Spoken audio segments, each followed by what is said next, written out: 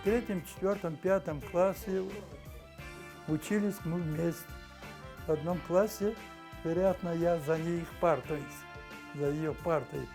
Школа была в одном здании сейчас. Сейчас это медучилище. Это какого-то богатого Дерекойского свой дом.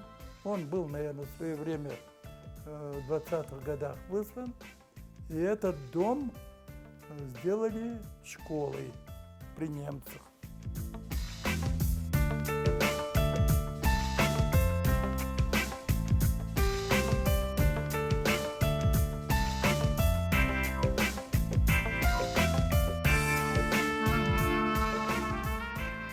Bizde remont yapkan ediler. Son pencere için ayağına kaldı. Mıkhan bir şeyler kaldıydı. Aldım onu oynaganda. Abiye senin isat kıbrıdığına var. 22 gün, 21 gün больницaya yattık. Derikoylu bizim ballar var idi. Var benim adım var. Gemi Cember demezler, derler. Cember.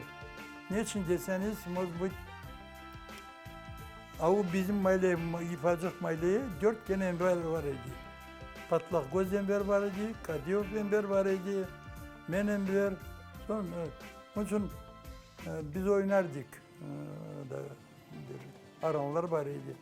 Oynaganda birbirlerini derdi, mıkçı davay.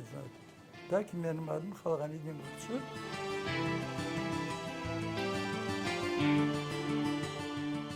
Наш папа купил у румынов за 35 рублей золотыми, кстати, лошадь. И вот этой лошадью управлял я. Огород, сад, там, копали им же, возили.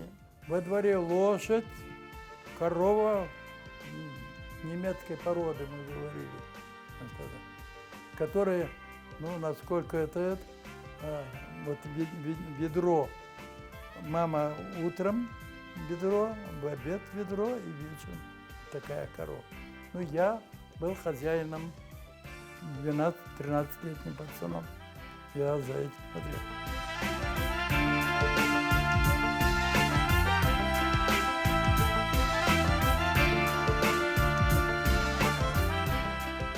Папу в 1938 или в каком-то году его посадили, сказали, что он ругался против сельсовета.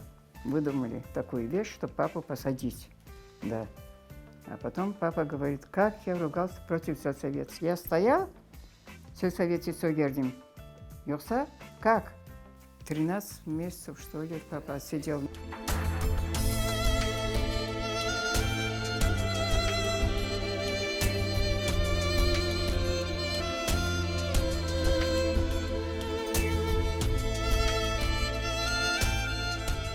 Ночью пришли, вставайте. Чего? Вы выселяетесь.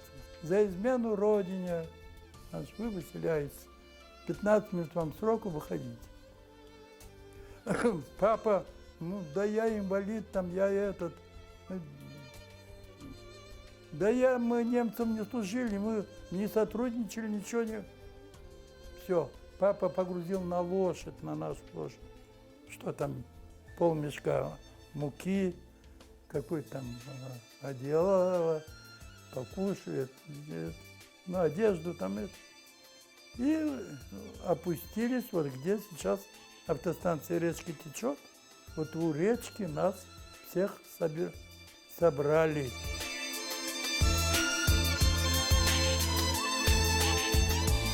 Я не знаю, за сколько мы доехали до Запорожья, голодные, кушать хотим.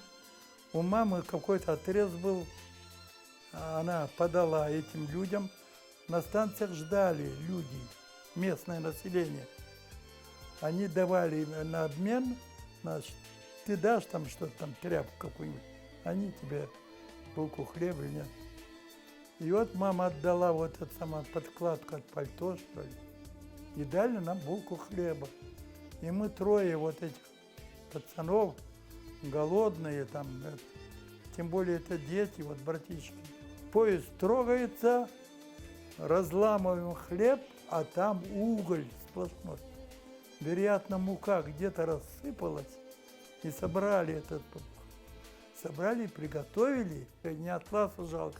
А вот голодные люди, и вот хлеб, вот сейчас я поем, и вдруг...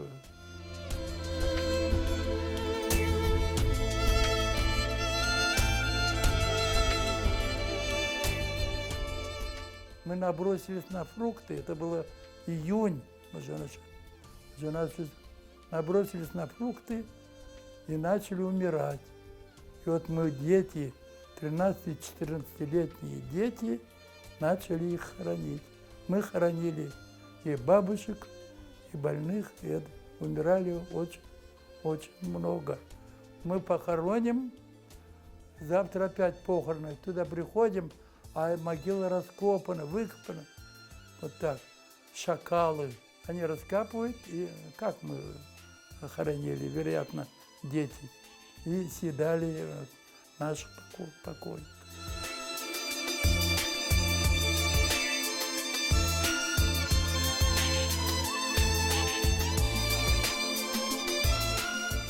Семь лет или 8 лет ему было, он умер. Тогда же малярия была. От малярии все умирали.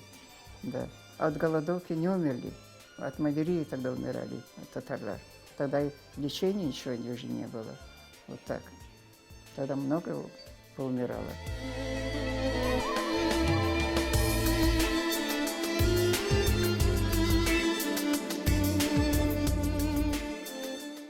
Я приехал отчет сдавать или чего, в Самарканд приехал. И увидел ее где-то там, я не знаю, по дороге или на базаре. А, ля-ля-ля, что?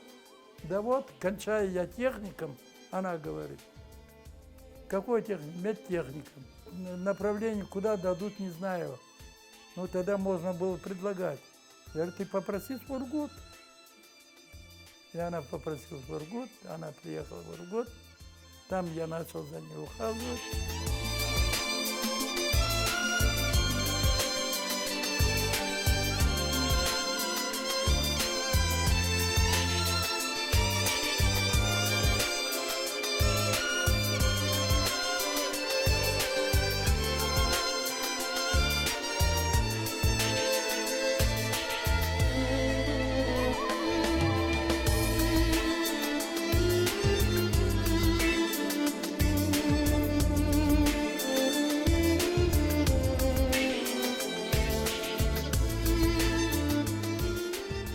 Где какой хочу.